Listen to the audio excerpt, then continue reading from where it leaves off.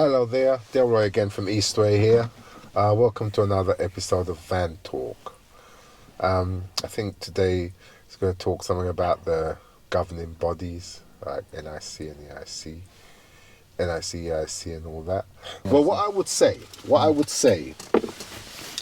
I became, definitely, 100% became a better electrician after joining the NICEIC because I've learned a lot.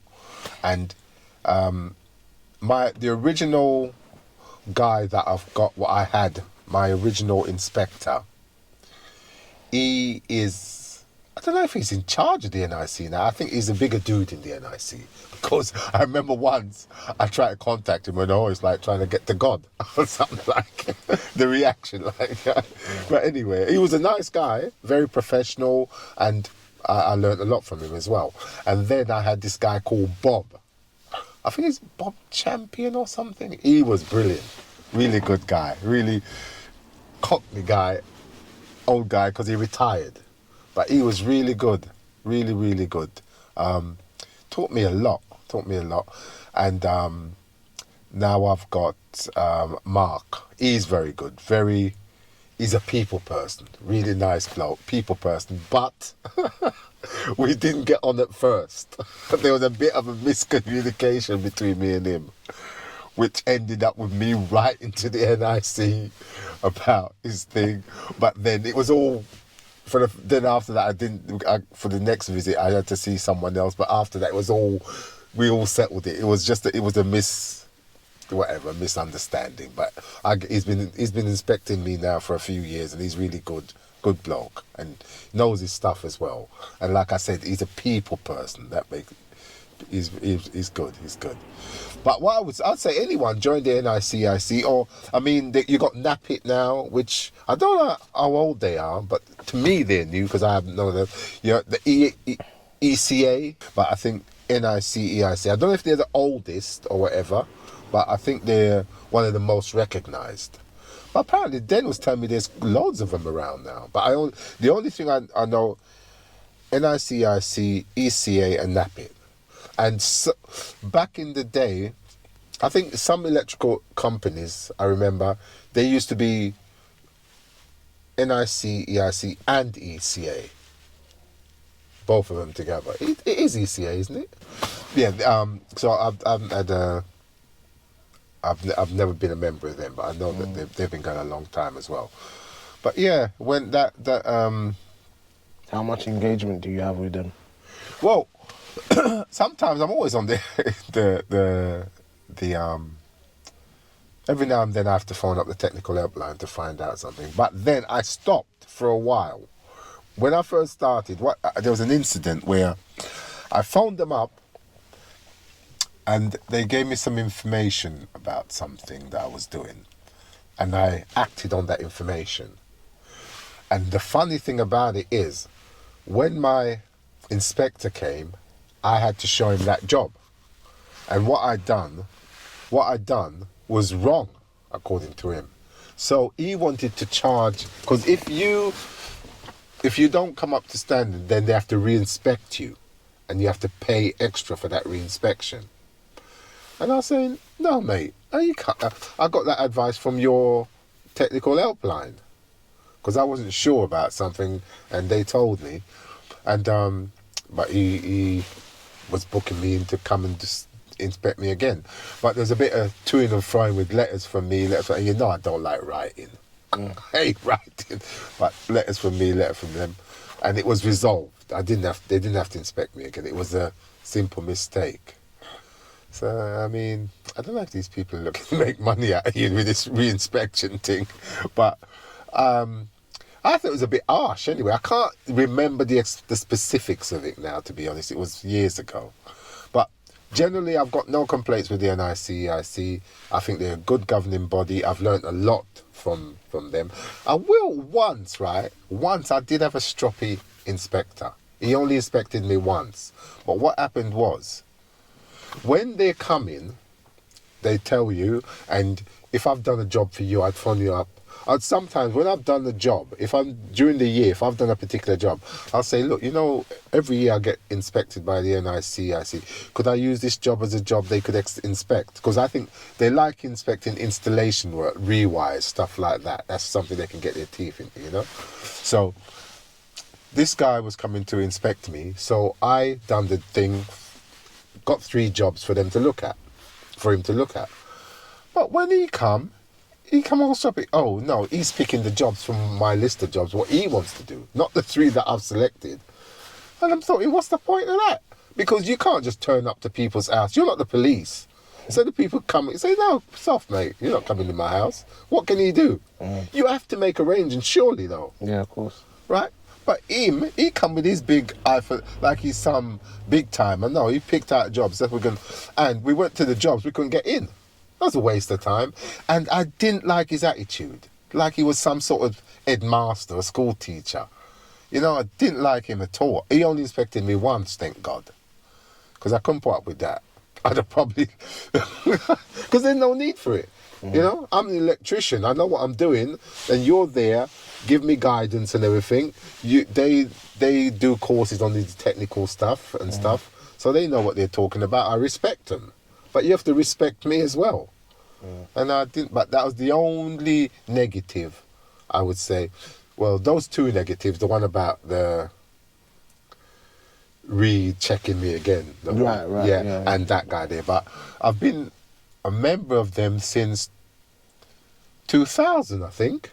Right. Yeah, since 2000. And 2 mishaps. That's 2 mishaps. And that's it. I'm quite, it's good. It's sometimes it's good. Especially my current inspector is a good guy. He's a good guy. And you know why I stopped following up the technical helpline after that incident where with the information I took the advice. So what I used to do is try and contact my inspector, but they're busy. You can't just phone them up anytime and talk to them. You have to email them or text them. And if they got time, they can get back to you. Yeah. So that's why But what are the inspectors? Are they electricians or what are they? I think they've started off as electricians, but then they got lazy. They started off as electricians. That's what I think. I think most of them start off as electricians and then they go to... Okay. I think their background, because someone was saying to me, he knows an inspector who's got his own company. Oh, okay. That's what I think. I'm not sure I'm not sure you can run your own company while you're doing the NICEIC, because I think you've got a lot to do. Right. Maybe, I don't know. Or was that, hold up there, sorry, I might be getting confused. It might be someone that was going to college saying one of his lecturers got his own company. Oh, right. Yeah, I think I maybe... Yeah, no, sorry. I think it was one of my apprentices was telling me that one of the lecturers at college got their own company. Yeah, not the NICEIC guys. Mm-hmm. Yeah, I think most of them start off as electricians and then they go over to that side of things.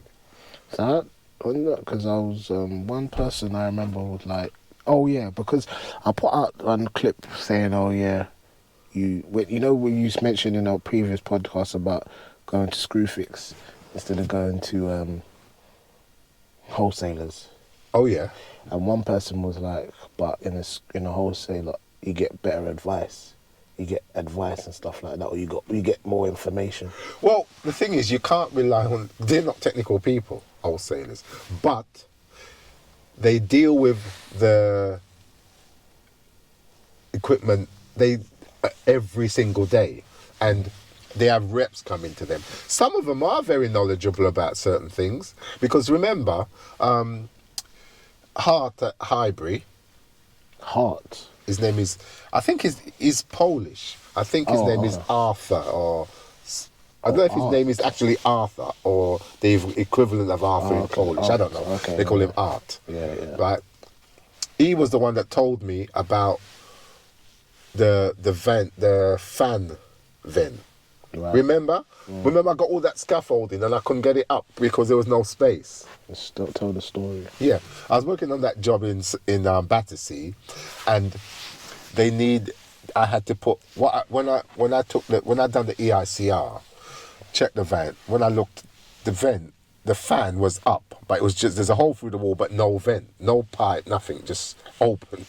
So I said to the client, you should get a vent put in. So I thought I'm going to need a scaffolding for that. So I got a tower.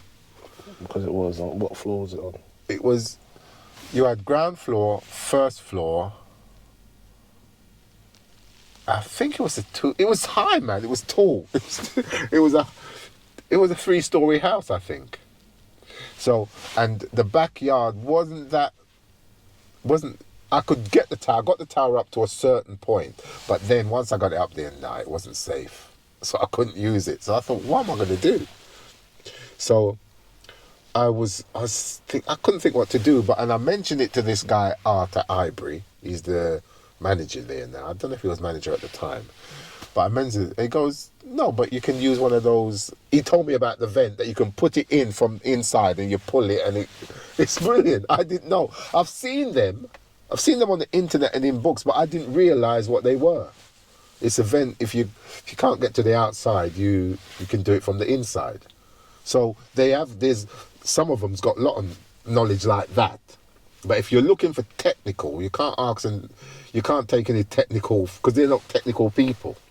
But they have more knowledge of specific electrical materials. Yeah, they've got if the right That's people. what I meant, not really like technical advice. I'm talking about expertise on the product. You can't ask anybody at Screwfix about any product. But at some wholesalers you can. Because they deal with it all the time, and maybe they get I might come in as an electrician and say, you know what, I've done this, done that, something, and they, you discuss certain things with them, and they build up knowledge over an amount of year about the products. They can advise there. That's true. Okay. So when would you use Screwfix versus and Tool Station or whatever versus a wholesaler? Well, if common things like sockets, like MK sockets or no name sockets, their name sockets, you're going to use that. You can buy that get that from Screwfix or Tool Station, because if you buy, the more you buy, the cheaper you get. And it's the same thing with wholesalers though, because say I was a big company, say I was putting like, I don't know, I can't think because I'm not, let's say £100,000. I don't know if that's realistic, through a certain wholesaler every year, say. Then I think you get things really cheap. Right. Because I remember there's a contractor that I know, and I think he's got his main wholesaler that he uses is this particular wholesaler. It's not, they haven't got loads of branches all over the place. Not like CEF or Edmondson's or there's loads of that I can't think of. They've got a few branches, but this guy, he's been dealing with them for years, and that's his main wholesaler. And one of their workers was telling me, goes, oh, they get things really cheap because they spend so much money with them. They can, and I think that's how it works. The more you spend with an wholesaler, the cheaper you can get stuff, right? So, and stuff, if you want stuff like RCBOs and stuff like that, you may have to order it the day before with Screwfix, where if you need it immediately, you can go to your wholesaler and get it, providing they stock that, But what would be cheaper? There's some items that are cheaper from the wholesaler than Screwfix. But common items like sausage, like sockets and switches and pendants and stuff like that, common stuff, you can get them from Screwfix usually, and they're usually cheaper. Okay. For someone like me, right? Maybe if I'm, like I say, if I'm spending loads of money with another wholesaler, it's probably cheaper with them, you know? Right. But small fry like me, Yeah. because Because like, if you're, say I was an electrician working from an industrial unit, and I've got my own store, and I'm buying it. I don't know if you can buy it straight from the manufacturer, or you buy your stuff from the wholesaler, but you buy loads of it to keep in your store so that your men or your operatives, not men, your operatives can just collect it from the store and go out. Because there's a video you sent me with that guy, Nagy. Nagy, yeah.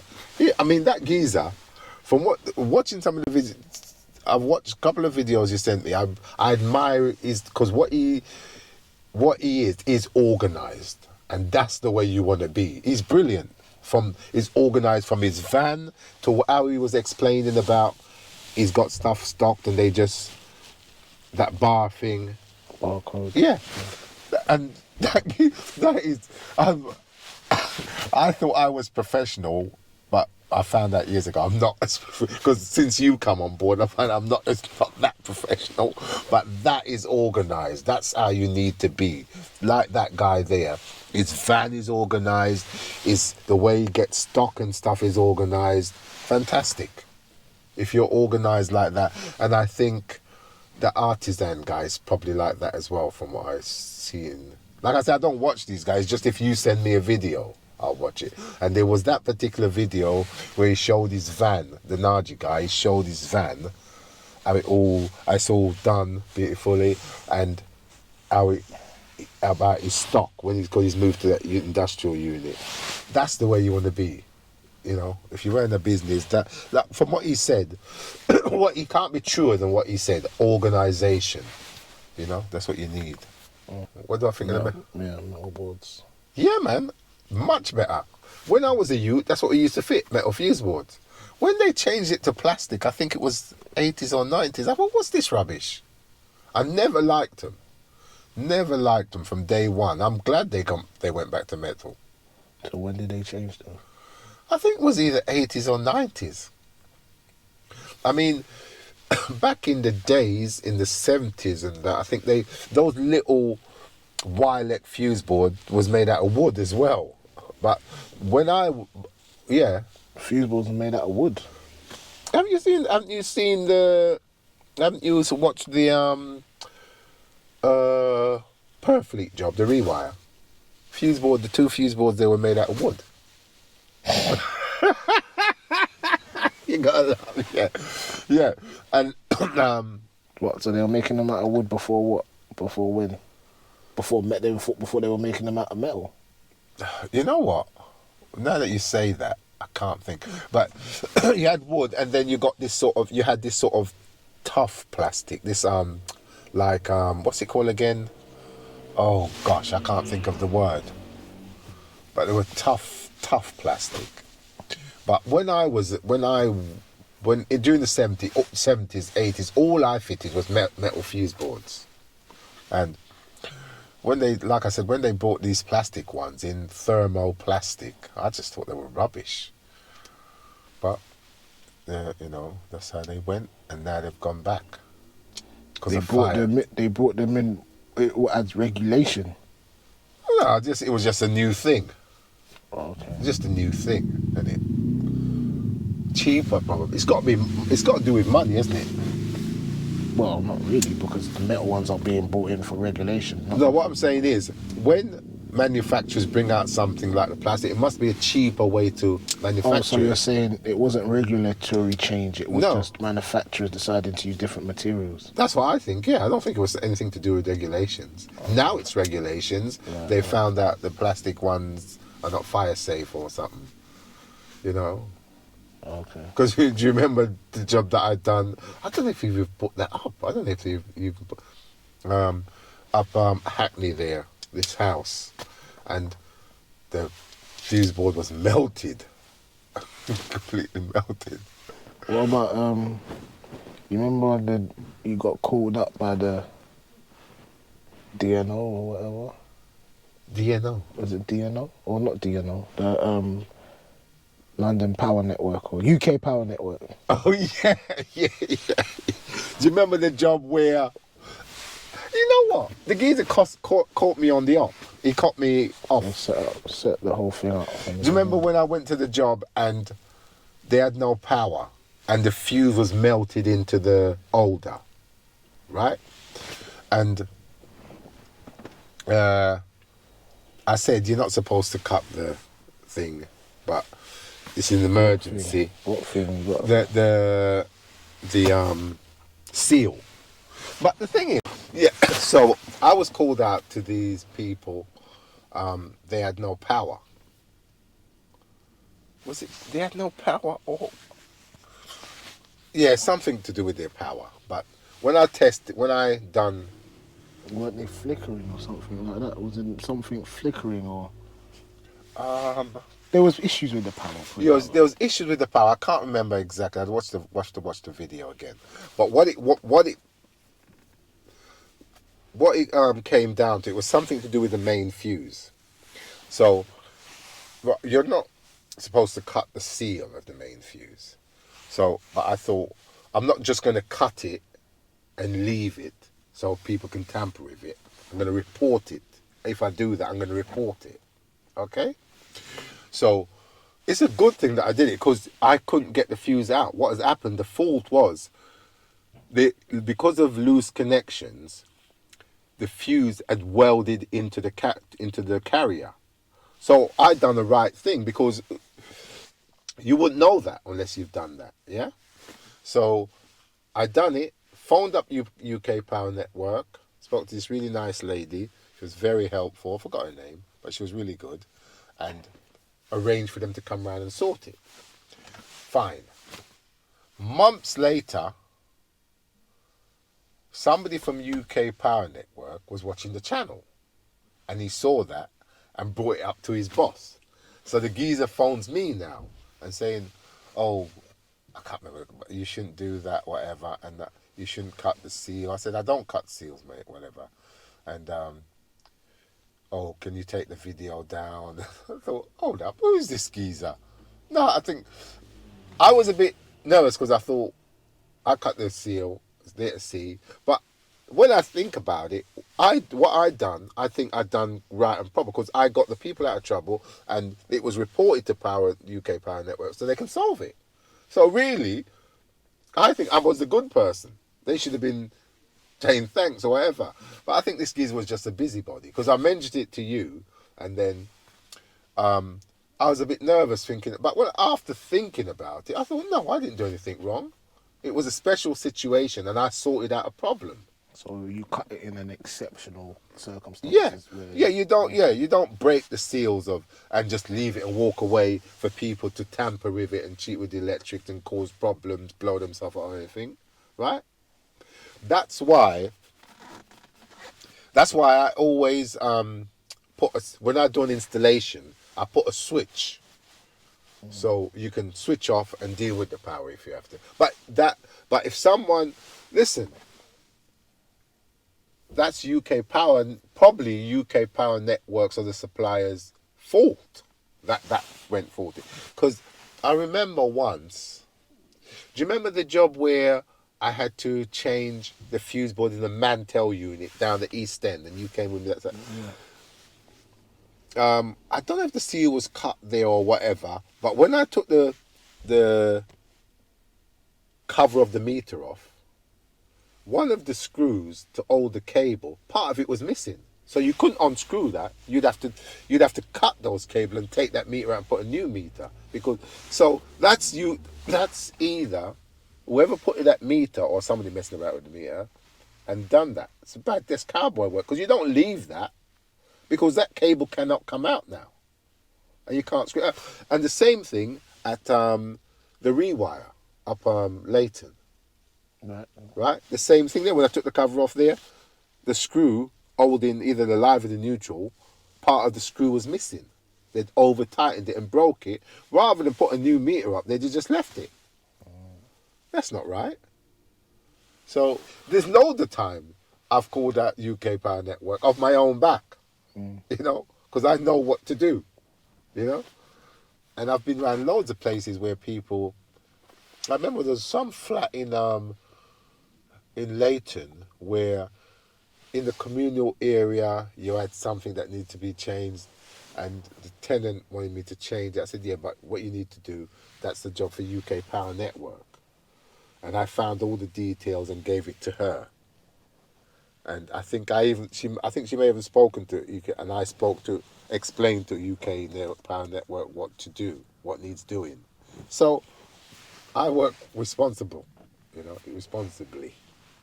So I don't cause problems with these things. Okay. And lastly, what if you was hiring an electrician to do what you do, what would you be looking for in terms of experience or competencies? What can they do? Well, what they have to, you have to be someone trustworthy, and someone that you can get on with, obviously. No, but what I'm talking about, to do the work that you require, to do the work that you carry out on a day to day, which will be anything. Well, yeah. Well, how experienced do they? They need to be experienced, and experience don't necessarily mean older, because you think if say you start with me at 16, and you're coming around with me every day, seeing what I do, and I'm teaching you. By the time you're 25, 26, you're well experienced, because I do a varied work. I do industrial work, I do mostly domestic, and fault finding. Now, fault finding,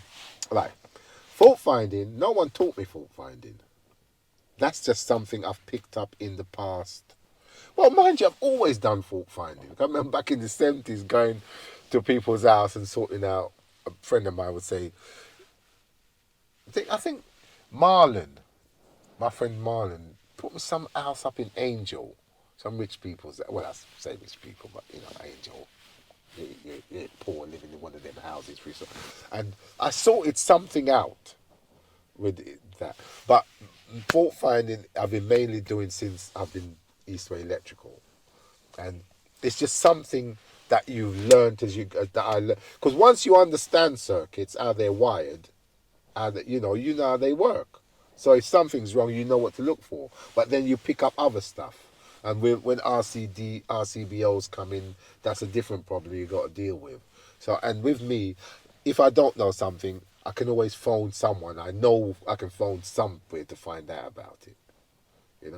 So fault finding is the thing that that's important in my line of work, and it's all about experience. You keep doing it, and things come easier to you because. So what would you recommend for someone to get to acquire your level of experience? Well, the thing is, I've been in the game a long time, but there's loads of people that's been in the game a long time that can't do stuff that I do, fault finding. It's like I said, it's based on your experience. If you could be young, but you've had a lot of experience doing certain things. You know what I mean? You got people out there, electricians, who can run conduit like nobody's business. Difficult situation, they bend it and put it in really nice and neat. And this Sparky that I know, he could run pyro and look sweet. Like you go in some I think like sheltered accommodations, or some buildings you see lines of pyro all nice and neat. Some people are great at that, right? And some people are great at other specific things. But you need to be an all-rounder. I'm not particularly great at conduit or pyro, but I can do them. You know what I mean? I wouldn't say I'm great at anything, but I can do certain things, So you need experience and trustworthy, and you have good set of tools and stuff like that. What tools are the main tools that you need, or tester or whatever? Well, but mate, I tell you something, Charlie boy. Dennis is like a tool shop. He's got so many tools. It's amazing. That's how you tell a good electrician, because anything new, he's gonna get it. And Marlon is similar, but he likes tools as well. So he likes his tools. A good electrician always has a good set of tools, man. I'm telling you. That's you don't borrow tools. Man, if a man want to borrow tools, that's it. Forget it. You know, don't lend nobody your tools, I would say. I told you about the time I lent someone my tools, didn't I?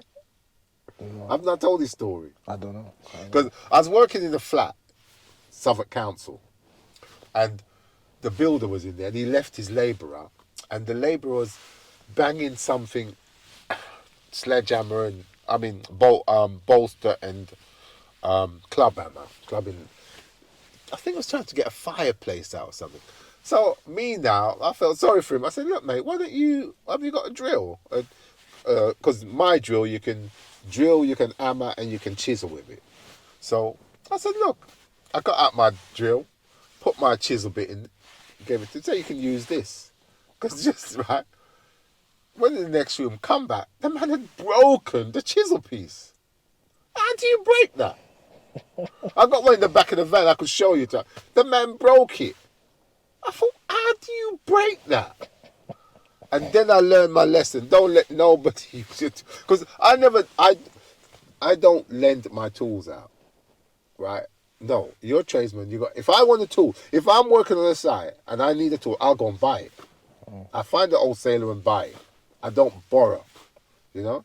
And I remember once when I was working for Candy and Victoria, Marlon the two, there's this guy, he got all friendly on site, you know, and I wasn't really into the guy, but he said, right, so just because you talk to, you'll be pleasant to people, don't you?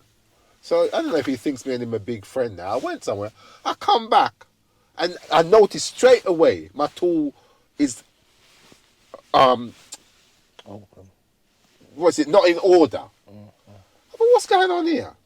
The geezer got in my toolbox and took out one of my tools to use. Oh man, that's one thing that makes me angry. I didn't get too dark on him, but I just stopped dealing with that guy, because he obviously think me and him are friends, so he can do whatever he. It's a joke. I would never do that to someone, never.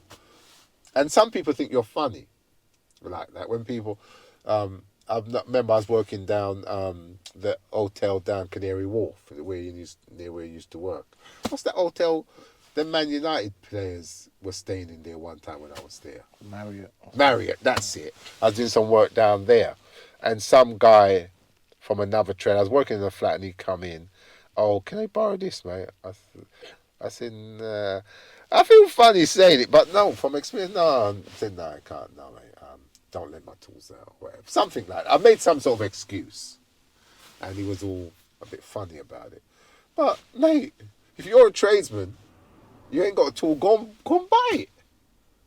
You know, when you want to borrow my tool, I don't respect a tradesman who borrow your tools.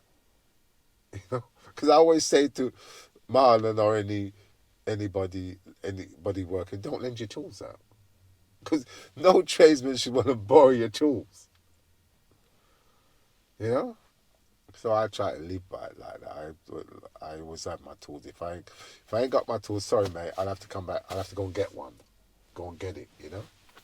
So it goes. Are there any tools you're looking to buy? Yeah. You know what, Charles? Mate, I want to get a cordless heavy drill. The one that can... Because that Hilti that I had from the early 90s that conked out. I meant to get another one of those, but I haven't. Because Den sent me a picture of this DeWalt drill that size, that's pretty good and a lot cheaper. But, you know, I like Hilti. I do like Hilti, but yeah, I want to get one of those drills that I can drill through walls, but it's battery.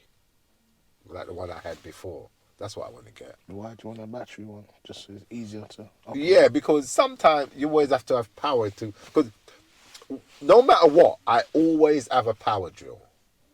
Mains power drill. Because sometimes you need that. You know? The battery... But that old Ilti that I had, that was like a power drill, man. That was... Once them batteries are charged, they'll go... You can drill through concrete ceilings with it, mate. They're good. Them Ilti drills are good, mate. But I always have a power drill, because sometimes when you're drilling a lot of joists and stuff like that, them battery drills can get a bit hot. Right. But and the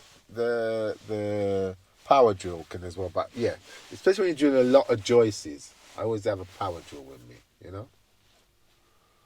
Yeah.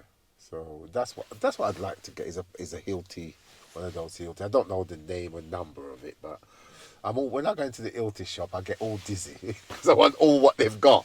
They got some wicked tools in there, you know. Wicked tools. Yeah. Anything else, mate? Well, anyway, that's the end of another Van Talk. Thanks for watching, and hopefully see you next time. Okay. Thanks. Bye.